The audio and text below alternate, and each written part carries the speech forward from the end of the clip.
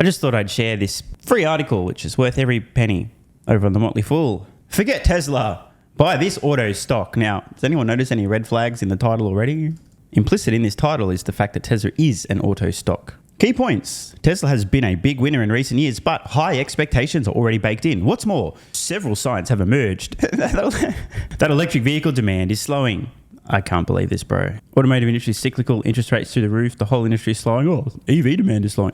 Hello. As we can see on screen now, some historical data proving that EV demand is in fact slowing. Electric vehicles making up a whopping 0.2% of global vehicle sales in 2013. Electric vehicle sales increased 10 times from 2013 to 2018. We've seen another more than 5x from 2018 to 2022. By the time the data comes in for 23, we'll be close to another 10x. So in the span of a decade, approximately a 100-fold increase in electric vehicle sales. But data is suggesting that EV demand is slowing down. Of course, to be fair, electric vehicle sales can't keep increasing at the same percentage rate overall, because if you 10x from 0.2 to 2.2, then 10x from 2.2 to 22, and 10x again, you're suddenly at 220% of all automotive sales. However, what's happening right now is a little blip, a ripple that's being misinterpreted. You guys might notice, for example, despite a 10x from 2013 to 2018, from 0.2 to 2.2% of all new vehicles sold being electric, from 2018 to 2019, suddenly it looked like there was a huge slowdown in EV demand because EVs only represented 2.5% of all new vehicles sold in 2019 compared to 2.2 in 2018. Yet from 2017 to 2018, it went from 1.3 to 2.2. The narrative at the time, EV demand is slowing down. Yet, next fucking minute, we've gone 2.5, 4.2, 8.3, 13. You get the point, right? These folks are going to be super embarrassed having ever thought that EV demand was, quote, slowing down. You've got to zoom out a little bit. And I present this historical data to really rub the point in. In percentage terms, year-over-year growth, we've seen 55%, 70%, 46%, 59%, 65%, 9%. Oh, look, end of the world, 9%. Oh, no, it's the end of the world next minute. 43%. Where'd that come from? 109%. And then 55%. Folks, in real simple terms, the average trend here long-term is roughly 50% year-over-year growth for electric vehicles. And that's going to continue until they're around 80 or so % of the new vehicle market. And that's not going to take that long. Later this decade, and I mean well before 2030, in my opinion, 80% plus of all new vehicles sold on the planet will be electric, as opposed to last year, 13%. But of course, I'm probably wrong, and the person who wrote this article is probably right. See, several signs have emerged that electric vehicle demand is slowing. One legacy automaker, however, is putting up strong profits and trades at a cheap valuation. Oh boy. I wonder how they're making these supposed strong profits. Hopefully it's on electric vehicles, since that's the future of the automotive market, and not internal combustion engine vehicles whose sales, demand, scale, profits are about to fall off a cliff. Let's read on. Tesla's sale growth is slowing and profits are falling. Tesla stock peaked back in 2021. Tesla stock, not Tesla the company, remember. Tesla stock peaked back in 2021, but the electric vehicle disruptor is still one of the best performing stocks, again, stock, not company, on the market over the last 5 years. Shares, as opposed to sales, revenues, deliveries, surged in 2020 as Tesla proved it could be viable, turning a profit and making it clear that EVs were the way of the future. Now, look, in fairness, but in 2022, Tesla didn't make it clear that EVs were the way of the future. That became clear more than a decade prior, although in fairness, it wasn't until Tesla released the Model S back in 2012 where it should have been evident to anyone with a brain, because that's the point where Tesla made an incredibly compelling product, winning every award ever, safest, insane performance, you get it, you've heard the whole spiel. At that point, it was obvious. Why? It was already evident that battery costs were declining predictably over time, and batteries were worth tens of thousands of dollars at the time, and in the future, sub 10,000, then sub 5,000. So you do the math and they go, oh, so they've got to sell this thing now for like 6 figures, but 5, 7, 8, 10 years from now, they'll be able to sell one of these things for about 50 grand. And now a decade later, it's probably going to be about 20 grand. Oh, if it's that cheap and ICE vehicles aren't going to plunge in costs because they're a mature technology, EVs are going to be a ton cheaper than ICE vehicles in a little while. And then consumers will need brain damage to buy an ICE vehicle because it'll cost way more. It'll cost more to own and operate. They won't keep getting cheaper. It isn't a software-based computer on wheels. The performance isn't there. By default, it's less safe because of the engine and less crumple zone and the lower center of gravity versus not. Yeah, okay. So the point I'm getting at here, it wasn't in 2020 that Tesla proved EVs were the way of the future. This has been inevitable for a good 15 years. As a result, the rest of the auto industry, who let's be honest, didn't realise this, although they could have. The information was there. Had they only been willing to use their brains, the rest of the auto industry has frantically been playing catch-up since. Tesla now has a market capitalisation of roughly $750 billion, trouncing every other automaker, but there's trouble in EV paradise. Tesla's revenue growth slowed to just 9% in its recent quarter, with automotive revenue up just 5%. Production growth has moderated, and price cuts led to declining profits year over year in the third quarter. The EV maker's once vaunted operating margins went from 17.2% in the quarter a year ago to just 7.6%, and operating income fell by more than half to a piddly little $1.76 billion. In addition to Tesla's own challenges, there are signs of broader weakness in the EV industry as demand seems to be fading. My life, dude. I can't, man. Inventory is piling up, production is getting delayed, and the industry is receiving pushback from car dealerships and auto workers. Despite those concerns, Tesla, which, by the way, remember, is just a car company, still trades at a premium valuation, currently priced at a PE ratio of 75. That price tag seems to reflect investor confidence that Tesla will lead the next revolution in the auto industry, AI and autonomous vehicles. We have a winner. Congratulations to the author of this article for at least understanding why Tesla, which apparently is just an auto stock, is being priced like it isn't just an auto stock. The company's full self-driving technology is in beta, and investors and Tesla owners have been awaiting the green light on the new technology for years. Tesla is also developing an autonomous robot called Optimus. At its current valuation, and with revenue growth slowing, the stock carries a lot of risk. It's essentially priced for perfection, and production delays and increasing competition are likely to eat into the stock price. Even CEO Elon Musk seemed to lose his swagger on last month's earnings call, complaining about interest rates. Well, that ain't new. I mean, I still don't understand what the Fed is doing. But then again, I'm just some small-brained YouTuber, so hey, what would I know?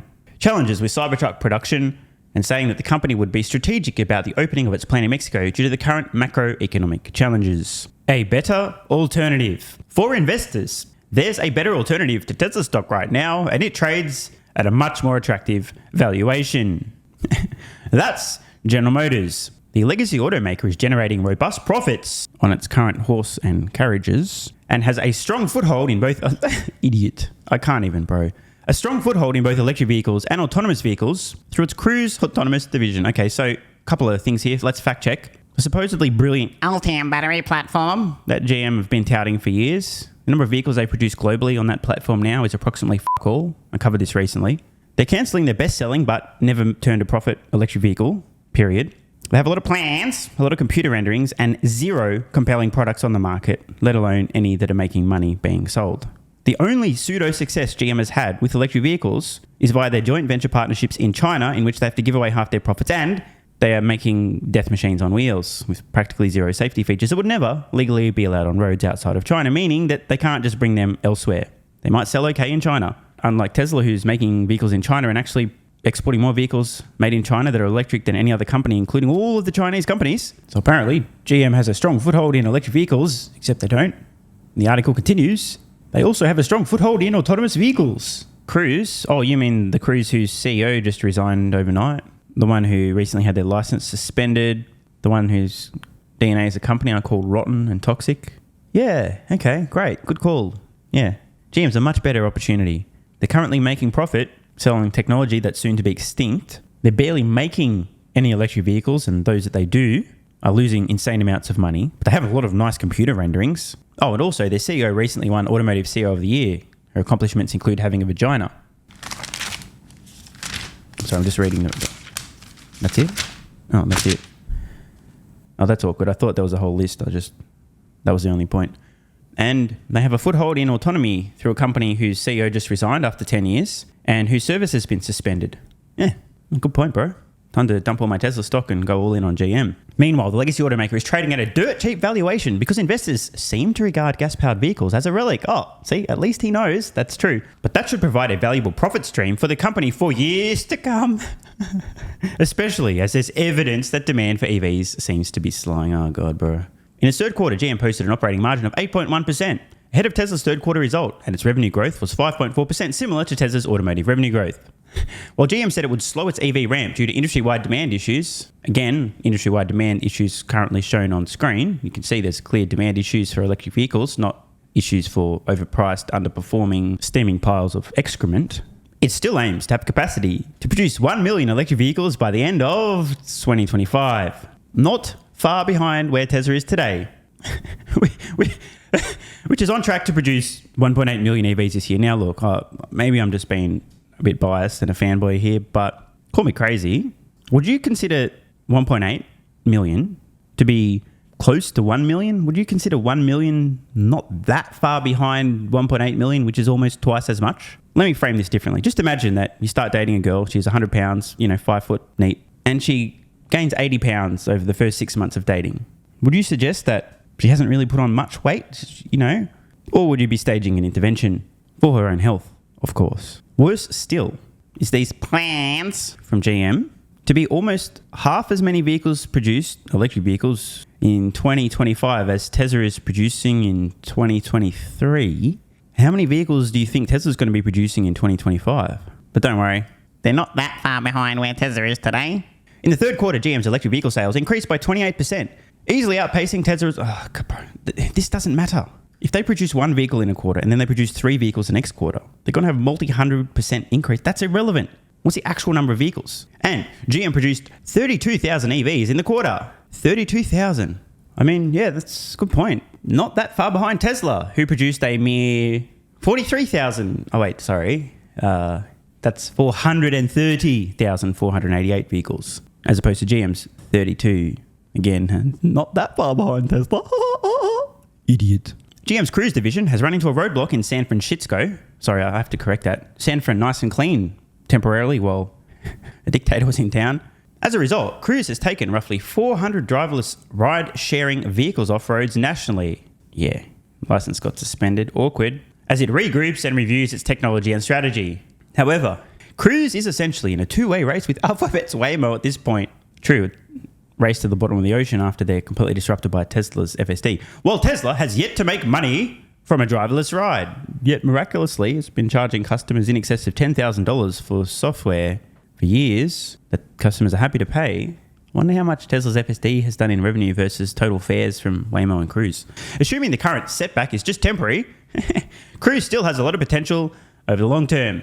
I've covered this plenty of times, guys. This strategy ain't going to work. What Cruise and Waymo are doing is a glorified party trick with guardrails and hand-holding.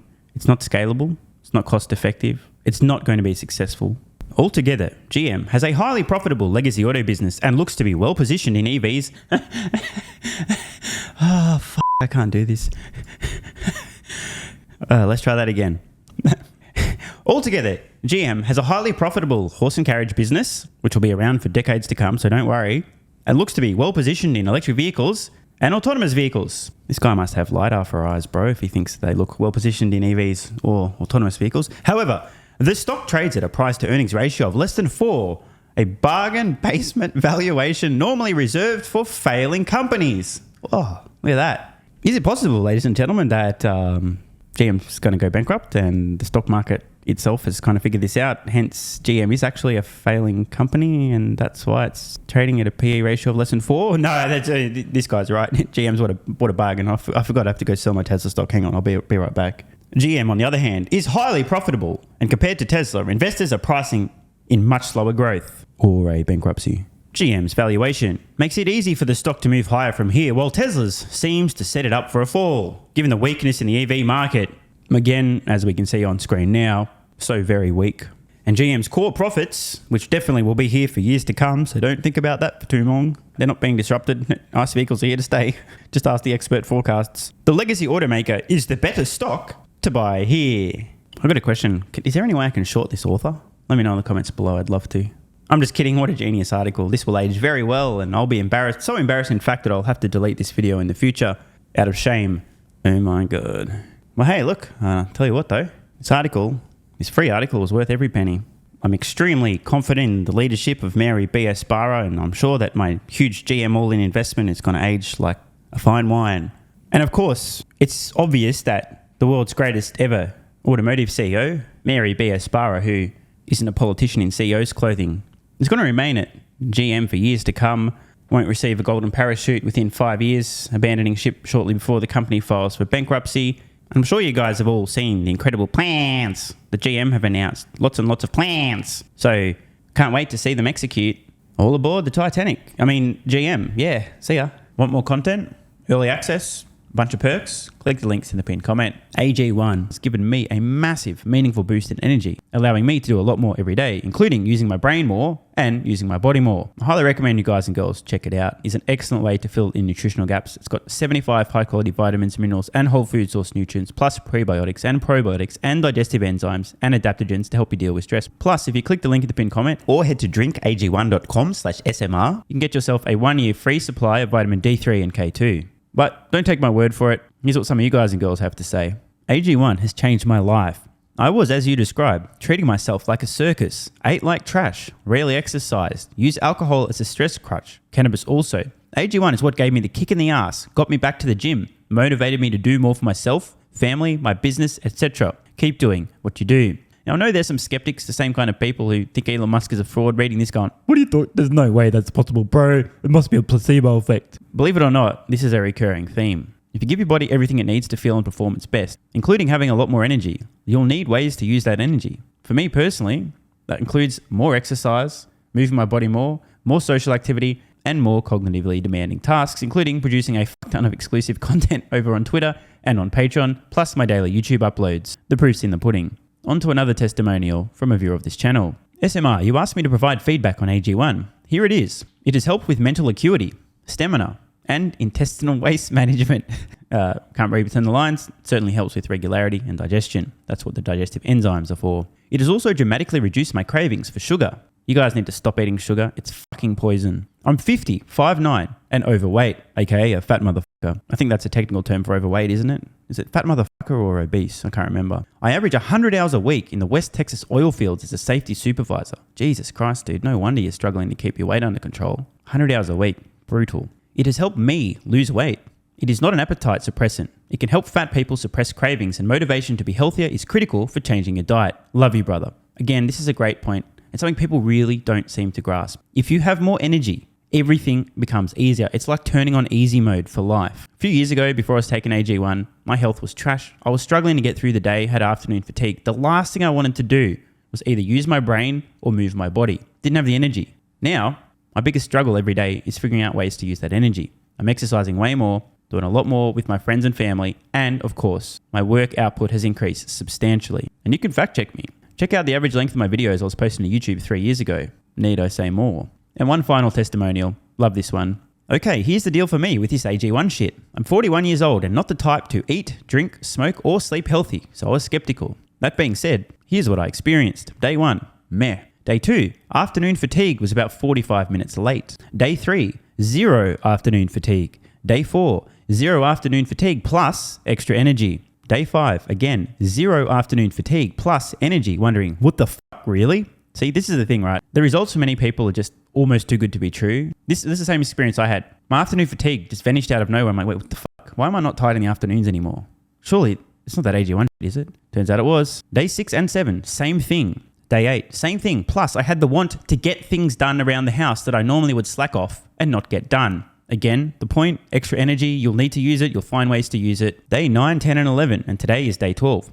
I fucking love it. So however you managed to get me to buy it, I'm so glad you did. Thank you so much, SMR. It really changed me so far. Guys, this shit really works. Just try it. By the way, this is the reason I continue to relentlessly promote AG1. A lot of people get real fucking mad in the comments. Oh my God, Snake Oil Salmon's sold out. Oh my God, he's a scammer. This is fraud. But constantly, I'm pretty sure everyone making these comments is also currently short Tesla stock. I'm not particularly concerned about people having a negative perception, those folks suffering from small brain syndrome, still living in my bum's basement syndrome, etc., writing mean comments, claiming AG1's a scam or it doesn't work. I mean, bro, when I get feedback like this is what keeps me going. Just try this stuff for a month, and if you don't get these results, get your money back. See, it's a literal no-brainer. It's an IQ test at this point in time. Testimonial after testimonial after testimonial like this. Get your money back if it doesn't work. Just try it for a month, and if it doesn't work, get your money back. Today's the day. It's finally time. Be like this guy who was a massive skeptic, but finally, after 1,000 promotions in a row, caved in, tried AG1, and has results like this. Head to drinkag1.com/SMR or click the link at the pinned comment, and please, let me know how you're feeling in a few weeks' time. Now, if you'll excuse me, time to put my extra energy to good use. I'll be recording some more exclusive content for Patreon and my Twitter subscribers. So click the links in the pinned comment. See you over on Twitter and or Patreon, and don't forget to grab your AG1. Love ya.